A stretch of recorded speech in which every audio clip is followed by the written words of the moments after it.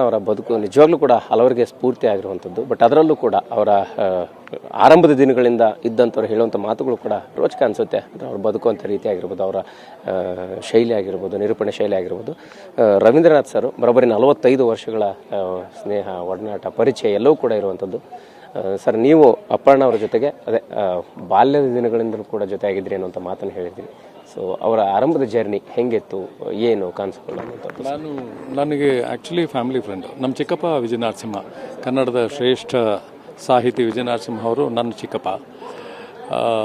So ಅಲ್ಲಿ ಅವರು ಅಪರ್ಣ ಅವ್ರ ತಂದೆ ನಾರಾಯಣ ಸ್ವಾಮಿಗಳು, ನಮ್ಮ ಚಿಕ್ಕಪ್ಪ ಎಲ್ಲ ತುಂಬ ಆತ್ಮೀಯ ಸ್ನೇಹಿತರು. ಅಪರ್ಣ ಅವ್ರ ತಂದೆ ನಾರಾಯಣ ಸ್ವಾಮಿಗಳು ಸಿನಿಮಾ ಪತ್ರಕರ್ತರಾಗಿದ್ರಲ್ಲ, ಬಹಳ ಪ್ರಖ್ಯಾತ ಸಿನಿಮಾ ಪತ್ರಕರ್ತರು. ಸೊ ಅಲ್ಲಿಂದನೇ ಸಿನಿಮಾ ದಿವಸಗಳಿಂದನೇ. ಆ ನಂತರ ನಾನು ಮೊದಲು ಭೇಟಿಯಾಗಿದ್ದು, ಜೊತೆಯಲ್ಲಿ ಕೆಲಸ ಮಾಡಿದ್ದು ಅಪರ್ಣ ಜೊತೆ ಆಕಾಶವಾಣಿನಲ್ಲಿ ಬಾಲ ಕಲಾವಿದನಾಗಿ. ನಾನು ಚೈಲ್ಡ್ ಆರ್ಟಿಸ್ಟ್ ಆಗಿ ಆಕಾಶವಾಣಿ ನಾಟಕಗಳಲ್ಲಿ ಭಾಗಿಯಾಗ್ತಿದ್ದೆ. ಅಪರ್ಣ ಕೂಡ ಚೈಲ್ಡ್ ಆರ್ಟಿಸ್ಟ್ ಆಗಿ ನಾಟಕಗಳಲ್ಲಿ ಭಾಗಿಯಾಗ್ತಿದ್ರು. ನಮ್ಮಿಬ್ಬರ ಒಂದು ಈ ಕಲಾ ಬದುಕು ಪ್ರಾರಂಭ ಆಗಿದ್ದು ಆಕಾಶವಾಣಿಯ ಡಾಕ್ಟರ್ ವಸಂತ ಕೌಲಿ ಅವರ ನಿರ್ದೇಶನದಲ್ಲಿ ಹಲವಾರು ನಾಟಕಗಳಲ್ಲಿ ನನ್ನ ಜೊತೆ ಸಹ ಕಲಾವಿದೆಯಾಗಿ ಅಪರ್ಣ ನಾಟಕ ಮಾಡಿದರು. ನಮಗೆಲ್ಲ ಒಂಥರ ಅಪರ್ಣ ಅಷ್ಟು ಚೆನ್ನಾಗಿ ಕನ್ನಡ ಮಾತಾಡ್ತಿದ್ರು. ಅಪರ್ಣ ಕನ್ನಡ ಪಾಂಡಿತ್ಯದ ಬಗ್ಗೆ ಹಲವಾರು ಜನ ಹೊಗಳಿಕೆಯ ಮಾತುಗಳು, ಅಪರ್ಣ ನಿರೂಪಣಾ ಧಾಟಿ ಬಗ್ಗೆ ಎಲ್ಲ ಹೇಳಿದಾಗ ನಮಗೇನು ಒಂಥರ ಮನಸ್ಸಿಗೆ ಅನಿಸೋದು ಅಂದರೆ, ಇದಕ್ಕೆ ನಮಗೆ ಒಂದು ಅಡಿಪಾಯನೇ ಆಕಾಶವಾಣಿ. ಸೊ ಆಕಾಶವಾಣಿ ಮುಖಾಂತರ ನಾವು ಕಲಿತು ಬಂದವರು. ನಾಟಕಗಳನ್ನೆಲ್ಲ ಮುಗಿಸ್ಕೊಂಡು ಇಲ್ಲ ಅಪರ್ಣ ಮನೆ, ಆವಾಗ ಗುಟ್ಟಳ್ಳಿಲಿತ್ತು, ಮಲ್ಲೇಶ್ವರಂ ಗುಟ್ಟಳ್ಳಿ, ಅಲ್ಲಿತ್ತು ಅಪರ್ಣ ಮನೆಗೆ ನಾವುಗಳೆಲ್ಲ ಊಟಕ್ಕೆ ಹೋಗ್ತಿದ್ವಿ. ನಾನು ನಮ್ಮ ಅಕ್ಕ ಗಾಯತ್ರಿ ಎಲ್ಲರೂ. ಇಲ್ಲದೇ ಇದ್ದರೆ ನಾಟಕ ಎಷ್ಟೋ ಸಲ ಮುಗಿಸ್ಕೊಂಡು ಗಾಯತ್ರಿ ಮನೆಗೆ ನಾವೆಲ್ಲರೂ ಒಟ್ಟಿಗೆ ಊಟಕ್ಕೆ ಹೋಗಿ ಊಟ ಮಾಡಿ ಸುಮಾರು ಸಮಯವನ್ನೆಲ್ಲ ಕಳೆದು ತುಂಬ ನೆನಪುಗಳು, ತುಂಬ ಮನಸ್ಸಿಗೆ ಮುದ ನೀಡುವಂಥ ನೆನಪುಗಳು. ಆ ನಂತರ ದೂರದರ್ಶನದಲ್ಲಿ ಮತ್ತೆ ನಮ್ಮ ಒಡನಾಟ ಪ್ರಾರಂಭ ಆಯಿತು. ಒಂದೇ ಬ್ಯಾಚಲ್ಲಿ ನಾನು ನ್ಯೂಸ್ ರೀಡರಾಗಿ, ವಾರ್ತಾವಾಚಕನಾಗಿ, ಅಪರ್ಣ ನಿರೂಪಕಿಯಾಗಿ, ಅನೌನ್ಸರ್ ಆಗಿ ಅಲ್ಲಿ ನಾವು ಆಡಿಷನ್ ಸೆಲೆಕ್ಟ್ ಆಗಿ, ಆನಂತರ ನಮ್ಮ ಈ ಪಯಣ ದೂರದರ್ಶನದಲ್ಲಿ ಮುಂದುವರಿತು. ಹಲವಾರು ಸರ್ಕಾರಿ ಕಾರ್ಯಕ್ರಮಗಳಲ್ಲಿ ನಾವಿಬ್ಬರು ವೇದಿಕೆಯನ್ನು ಹಂಚಿಕೊಂಡು ನಾವಿಬ್ಬರು ನಿರೂಪಣೆಯನ್ನು ಮಾಡಿದ್ದೀವಿ. ಹಲವಾರು ಸಾಕ್ಷ್ಯ ಚಿತ್ರಗಳಲ್ಲಿ ನಾನು ಮೇಲ್ ವಾಯ್ಸು, ಅಪರ್ಣ ಫೀಮೇಲ್ ವಾಯ್ಸು, ಹೀಗೆ ಒಟ್ಟೊಟ್ಟಿಗೆ ಕೆಲಸ ಮಾಡಿದ್ದೀವಿ. ಸುಮಾರು ಮರೆಯೋಕ್ಕೆ ಆಗಲ್ಲ ಅಷ್ಟು ತುಂಬ ದೀರ್ಘವಾದ ಒಂದು ಒಡನಾಟ.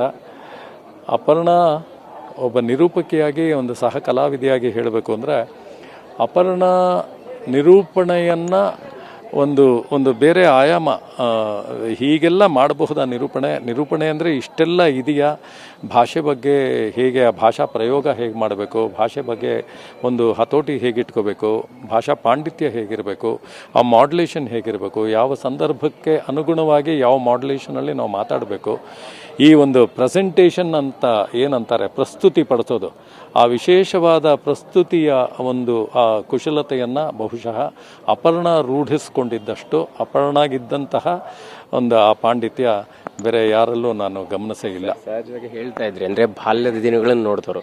ಈಗ ಮಸಣದ ಹೂವು ಸಿನಿಮಾಗಿಂದ ಪರಿಚಯ ಆಗಿದ್ದಂಥದ್ದು ರೀತಿ ಬೇರೆ. ಬಟ್ ಅದೇ ಅಪರ್ಣ ಅವರ ಬಾಲ್ಯದ ಕಲಾ ಕನಸುಗಳಾಗಿರ್ಬೋದು, ಮತ್ತು ಅವ್ರಿಗೆ ಇತ್ತೀಚೆಗೆ ಇದ್ದಂತಹ ಯೋಚನೆಗಳಾಗಿರ್ಬೋದು, ಅದರ ಬಗ್ಗೆ ಏನು ಹೇಳ್ತೀರಿ ಅಂತ? ತುಂಬ ಅಪರ್ಣ ಯಾವತ್ತೂ ಇಷ್ಟೇ ಅಂತ ಒಂದು ಚೌಕಟ್ಟು ಹಾಕ್ಕೊಂಡಿದ್ದವರೇ ಅಲ್ಲ. ಅವ್ರು ನಾನು ಆಕಾಶವಾಣಿ ಬಾಲಕಲಾವಿದರಾಗಿ ಅಂತ ಹೇಳಿದ್ನಲ್ಲ, ಆಗಲೇ ತುಂಬ ದೊಡ್ಡ ದೊಡ್ಡ ಕನಸುಗಳನ್ನು ಕಂಡಂಥವ್ರು. ನಮಗೆಲ್ಲ ಗೊತ್ತಿಲ್ಲ ದೂರದರ್ಶನ ಎಲ್ಲ ಪ್ರಾರಂಭ ಆಗುತ್ತೆ, ದೂರದರ್ಶನದ ಮುಖಾಂತರ ನಾವು ಇಷ್ಟೆಲ್ಲ ಕಾರ್ಯಕ್ರಮಗಳು ಮಾಡ್ತೀವಿ ಅಂತ. ಬಟ್ ಅಪರ್ಣ ಅವರ ಫಾದರು ಸಿನಿಮಾದ ಒಂದಿಗೆ ಒಡನಾಟ ಇಟ್ಕೊಂಡಿದ್ದವರು, ಬಹಳ ಪ್ರಖ್ಯಾತರು ನಾರಾಯಣ ಸ್ವಾಮಿಗಳು. ಸೊ ಹಾಗಾಗಿ ಒಂದಲ್ಲ ಒಂದು ದಿವಸ ಅಪರ್ಣ ಫಿಲಮ್ ಇಂಡಸ್ಟ್ರಿಗೆ ಬಂದೇ ಬರ್ತಾರೆ, ಒಂದು ದೊಡ್ಡ ಸ್ಟಾರ್ ಆಗ್ತಾರೆ ಅಂತ ನಮಗೆಲ್ಲ ಏನು ಅನಿಸಿತ್ತು, ಹಾಗೆ ಅವರು ಆ ಮಸಣದ ಹೂವು ಮುಖಾಂತರ ಬಂದರು. ಕೆಲವೊಂದು ಖಾಸಗಿ ವಿಚಾರಗಳು, ಹಾಗಾಗಿ ಅವರು ಸಿನಿಮಾ ಬದುಕು ಅಷ್ಟೊಂದು ಅವರು ತೊಡಗಿಸ್ಕೊಳ್ಳೋಕೆ ಆಗದೇ ಇರಬಹುದು. ಅದಕ್ಕೆ ಹಲವಾರು ಬೇರೆ ಕಾರಣಗಳು. ಅದು ಬಿಟ್ಟರೆ ಅವರು ತುಂಬ ಒಳ್ಳೆ ಕಲಾವಿದೆ. ಅವರು ಸಿನಿಮಾದಲ್ಲೇ ನಾನೇನಾದರೂ ಮಾಡಬೇಕು ಅಂತಿದ್ರೆ ಇಷ್ಟೊತ್ತಿಗಾಗಲೇ ಸುಮಾರು ಒಂದು 500 ಚಿತ್ರಗಳಲ್ಲಿ ಭಾಗಿ ಆಗ್ತಿದ್ರೇನೋ, ಪಾತ್ರ ಮಾಡ್ತಿದ್ರೇನೋ, ಅಷ್ಟು ದೊಡ್ಡ ಕಲಾವಿದೆ.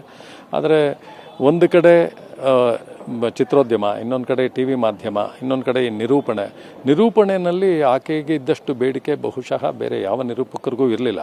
ಸೊ ಅಲ್ಲಿದ್ದ ಬೇಡಿಕೆ, ಆ ಬೇಡಿಕೆನ ಪೂರೈಸೋ ಅಗತ್ಯತೆ ಎರಡೂ ಇದ್ದಿದ್ದರಿಂದ ಬಹುಶಃ ಫೈನಲಿ ಶಿ ಆಪ್ಟೆಡ್ ಫಾರ್ ನಿರೂಪಣೆ.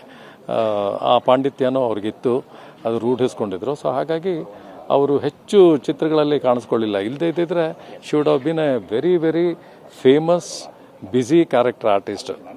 ಸರ್ ಫೈನಲಿ ಇತ್ತೀಚೆಗೆ ಅಂದರೆ ಅವ್ರು ಇಂಥ ಅನಾರೋಗ್ಯ ಸಂದರ್ಭದಲ್ಲೂ ಕೂಡ ಅಂದರೆ ಸಾವನ್ನ ಗೆಲ್ಲಬಹುದು ಅನ್ನೋಂಥ ಛಲಗಾರ್ತಿ ಆಗಿದ್ರು ಅನ್ನುವಂಥದ್ದು.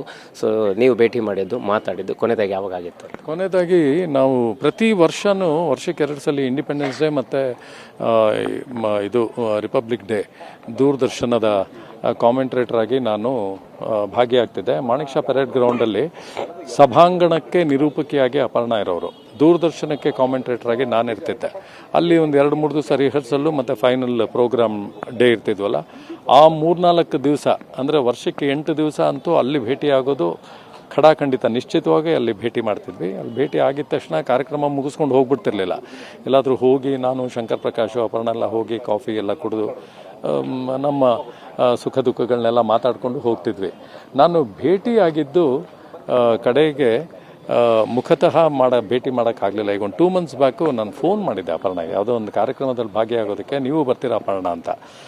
ಆಗ ನನಗೊಂದು ಸಣ್ಣ ಸೂಚನೆ ಸಿಕ್ಕಿತ್ತು, ಅಪರ್ಣಗೆ ಈ ಥರ ಕ್ಯಾನ್ಸರ್ ಆಗಿದೆ ಅಂತ. ಬಟ್ ಏನು ಕ್ಯಾನ್ಸರ್ ಅಂತ ಗೊತ್ತಿರಲಿಲ್ಲ, ಮತ್ತು ಇಷ್ಟೊಂದು ಗಂಭೀರವಾಗಿ ಇದೆ ಸಮಸ್ಯೆ ಅನ್ನೋದು ಗೊತ್ತಿರಲಿಲ್ಲ.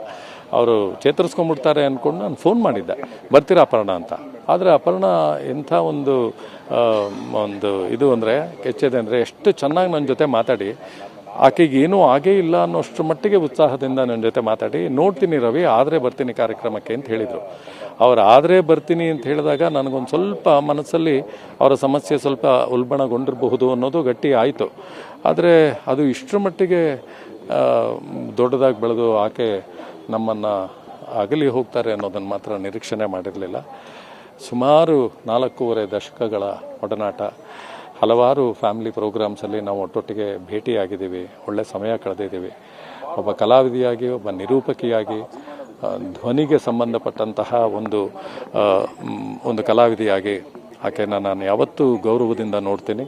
ಆಕೆಯ ಆ ಒಂದು ಏನಿದೆ ಸಾಧನೆ, ಆ ಸಾಧನೆಗೆ ಯಾವತ್ತೂ ಎಲ್ಲರೂ ತಲೆಬಾಗಬೇಕು.